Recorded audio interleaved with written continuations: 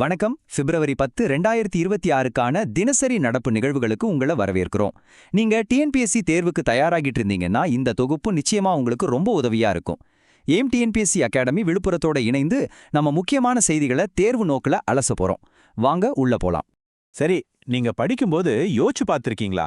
நம்ம ஊர்ல நடக்கிற ஒரு சின்ன திட்டம், ஏதோ ஒரு புது டெக்னாலஜி, அப்புறம் எங்கேயோ நடக்கிற உலக அரசியல், இதுக்கெல்லாம் என்ன சம்பந்தம்னு எல்லாம் தனித்தனியா தெரியலாம். ஆனா தேர்வுல இது எல்லாத்தையும் இணைச்சுதான் கேள்வி வரும். சோ இன்னைக்கு அந்த கனெக்ஷன் என்னங்கறத தான் நம்ம பார்க்க போறோம்.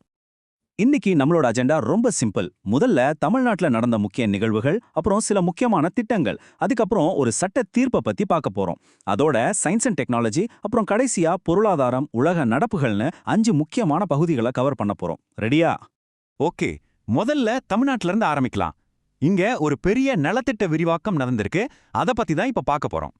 தமிழ்நாட்டுல நகர்ப்புற உள்ளாட்சிகள்ல வேலை செய்யற துப்புரவு பணியாளர்களுக்கு ஒரு இலவச உணவு திட்டம் இருந்துச்சு இல்லையா? அந்த திட்டம் இப்ப மாநிலம் முழுமைக்கும் விரிவுபடுத்தப்பட்டிருக்கு. இது வெறும் ஒரு சாப்பாட்டு திட்டம் மட்டும் இல்ல, இது சமூக நலன்ல ஒரு ரொம்ப முக்கியமான முன்னெடுப்பு. அப்போ இந்த விரிவாக்கத்தினால எவ்வளோ பேர் பயன்பெறுவாங்கன்னு நினைக்கிறீங்க? சும்மா யோசிச்சு பாருங்க. கிட்டத்தட்ட 1,00,000 பேர். ஆமாங்க, 1,00,000 துப்புரவு பணியாளர்களுக்கு இந்த திட்டம் போய் சேரப்போகுது. இந்த நம்பர் ரொம்ப முக்கியம், நோட் பண்ணிக்கோங்க. சரி, இந்த திட்டம் எங்க தொடங்குச்சுன்னா திருவள்ளூர் மாவட்டத்தில் இருக்கிற பொலிவாக்கத்துல தான்.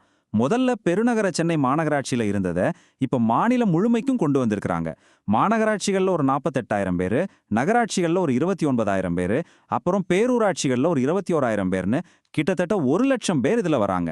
இன்னொரு முக்கியமான விஷயம் என்னன்னா, இது வெறும் உணவு திட்டம் இல்ல, இதோட சேர்த்து வீட்டு வசதி, கல்வி உதவின்னு ஒரு முழுமையான நலத்திட்டமா இதை பார்க்கணும். ஓகே, தமிழ்நாட்டில இருந்து இப்போ தேசிய அளவுல என்ன நடக்குதுன்னு பாப்போம். இங்க 2 முக்கியமான மத்திய அரசு திட்டங்களை பத்தி தெரிஞ்சுக்க போறோம். ரெண்டும் வேற வேற நோக்கங்கள் கொண்டது. முதல்ல ஜியோ பார்சி திட்டம். பேர்லயே இருக்கு இல்லையா? இது எதுக்காகனா, இந்தியால பார்சி சமூகத்தினரோட மக்கள் தொகை ரொம்பவே குறைஞ்சிக்கிட்டு வருது. அதை சரி பண்ணணுங்கிறதுக்காக சிறுபான்மையினர் நல அமைச்சகம் 2013-14 இந்த திட்டத்தை கொண்டு வந்தாங்க. இதோட ரிசல்ட் என்ன தெரியுமா? 490க்கும் அதிகமான குழந்தைகள் பிறப்புக்கு இந்த திட்டம் உதவி இருக்கு. இதுக்காக 35 கோடிக்கு மேல நிதி உதவி கொடுத்திருக்காங்க.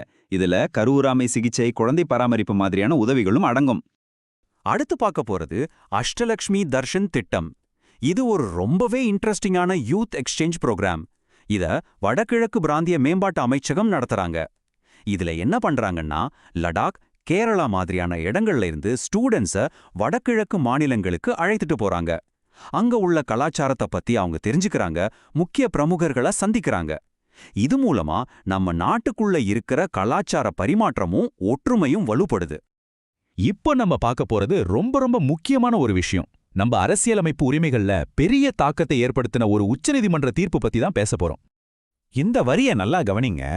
எந்த ஒரு பெண்ணையும் அவரது விருப்பத்திற்கு எதிராக ஒரு கருவை முழுமையாக சுமக்க கட்டாயப்படுத்த முடியாது. இது உச்சநீதிமன்றம் சொன்னது.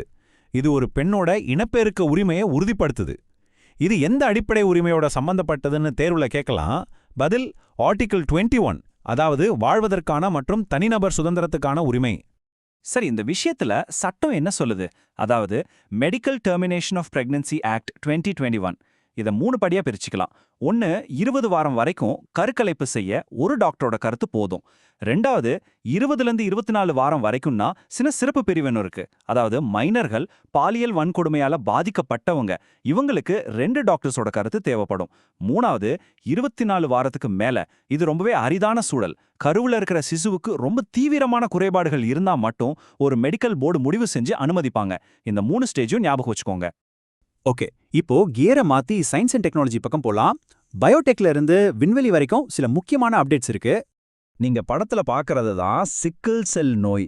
இது ஒரு மரபணு சம்பந்தப்பட்ட இரத்த கோளாறு. இதுல என்ன ஆகும்னா, நம்ம ரத்தத்துல இருக்கிற சிவப்பு அணுக்கள் அதோட இயல்பான வட்ட வடிவத்துல இல்லாம ஒரு அரிவாள் மாதிரி வளைஞ்சிடும். இதனால ரத்த ஓட்டம் தடைபடும். இதுக்கு சிகிச்சை அளிக்கிற டெசிடுஸ்டாட்ங்கிற மருந்துக்கு அமெரிக்காவோட FDA ஆர்ஃபன் ட்ரக் டெசிக்னேஷன், அதாவது அரிதான நோய்களுக்கான மருந்துங்கிற அங்கீகாரத்தை கொடுத்திருக்காங்க. இது மருத்துவத்துறையில ஒரு நல்ல முன்னேற்றம். நம்ம எல்லாரும் ஸ்டார்ட் அப்ங்கிற வார்த்தையை அடிக்கடி கேட்குறோம். ஆனா டீப் டெக் ஸ்டார்ட் அப்னா என்னன்னு தெரியுமா? இதுக்காக இந்திய அரசாங்கம் இப்போ ஒரு புது வரையறையே கொடுத்துருக்காங்க. சிம்பிளா சொல்லணும்னா, ஒரு கம்பெனி புதுசா ஒரு விஷயத்தை ஆராய்ச்சி பண்ணி அதுக்கு காப்புரிமை வாங்கி ஒரு பெரிய தொழில்நுட்பத்தை உருவாக்குறது தான் இது. இதுக்கு ரொம்ப நாள் ஆகும், ரிஸ்க்கும் அதிகம். இந்த மாதிரி ஸ்டார்ட் அப்களுக்கு இப்ப தனி அங்கீகாரம் கிடைச்சிருக்கு. அடுத்து ஒரு முக்கியமான வர்த்தக ஒப்பந்தம் இந்தியாவுக்கும் அமெரிக்காவுக்கும் நடுவுல. இது எதை பத்தினதுன்னா ஜிபியூக்கள். ஜிபியூனா கிராஃபிக்ஸ் ப்ராசஸிங் யூனிட்ஸ். இன்னைக்கு நம்ம பேசுற ஆர்டிஃபிஷியல் இன்டெலிஜென்ஸ், மிஷின் லேர்னிங் எல்லாத்துக்கும் இதுதான் மூல மாதிரி. இந்த டெக்னாலஜி தொடர்பான வர்த்தகத்தை அதிகப்படுத்த 2 நாடுகளும் ஒப்பந்தம் போட்டிருக்காங்க. இது நம்ம டெக்னாலஜி வளர்ச்சிக்கு ஒரு பெரிய பூஸ்ட். விண்வெளி சூழ்நிலை விழிப்புணர்வு, அதாவது ஸ்பேஸ் சிச்சுவேஷனல் அவேர்னஸ், ஷார்ட்டா SSA. இது என்னன்னா, சிம்பிளா சொல்லணும்னா விண்வெளிக்கு ஒரு டிராஃபிக் போலீஸ் மாதிரி. விண்வெளியில சுத்திட்டு இருக்கிற செயற்கைக்கோள்கள், பழைய ராக்கெட் பாகங்கள்னு இந்த விண்வெளி குப்பைகள் ஒன்னோட ஒன்னு மோதிக்காம கண்காணிக்கிற வேலை தான் இது. இதுல நம்ம நாட்டுக்கு ரொம்பவே பெருமையான விஷயம், அசிஸ்டா ஸ்பேஸ் அப்படிங்கிற ஒரு பிரைவேட் கம்பெனி இதுல ஒரு பெரிய சாதனை படைச்சிருக்காங்க. சரி, நாம இப்போ கடைசி பகுதிக்கு வந்துட்டோம். இதுல பொருளாதாரம் மற்றும் உலக அரசியல் சம்பந்தமான 2 முக்கியமான விஷயங்களை பார்க்கலாம். இந்தியால ஒரு புதிய புரட்சி, பருப்பு புரட்சி. மத்திய பிரதேசத்திலிருந்து இதை நாடு தழுவிய அளவுல ஆரம்பிச்சிருக்காங்க. இதோட நோக்கம் ரொம்ப சிம்பிள். பருப்பு வகைகளோட உற்பத்தியில தற்சார்பு அடையிறது. இனிமே நாம இறக்குமதி செய்யறதை நிறுத்திட்டு நாமளே உற்பத்தி செஞ்சு உலகத்துக்கே ஏற்றுமதி செய்யணுங்கிறதான் இலக்கு. பருப்பு வகைகள் பத்தி தேர்வுல கேட்ட வாய்ப்புள்ள சில பாயிண்ட்ஸ். உலக பருப்பு தினம் என்னைக்குன்னு கேட்டா பிப்ரவரி 10. அப்புறம் உலகத்திலேயே பருப்பு உற்பத்திலையும் சரி நுகர்வுலையும் சரி இந்தியா தான் நம்பர் 1. உலக உற்பத்தியில 25% நம்ம பங்குதான். இதுல முக்கிய மாநிலங்கள் எதுன்னு கேட்டா மத்திய பிரதேசம், மகாராஷ்டிரா, ராஜஸ்தான், இதெல்லாம் மறக்காதீங்க. இப்போ ஒரு முக்கியமான சர்வதேச செய்தி.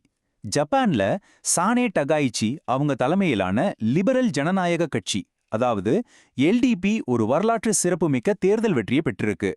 இதனால ஜப்பானோட முதல் பெண் பிரதமரா அவங்க பதவியேற்க போறாங்க. இந்த வெற்றியோட அளவை இந்த சார்ட்ல பார்க்கலாம். பாருங்க, மொத்தம் உள்ள 465 இடங்கள்ல 316 இடங்களை அவங்க கட்சி கைப்பற்றி இருக்கு. இது சாதாரண மெஜாரிட்டி இல்ல, 3/2 பங்கு சூப்பர் மெஜாரிட்டி. 1985க்கு பிறகு LDP கட்சிக்கு கிடைச்ச மிக பெரிய வெற்றி இது.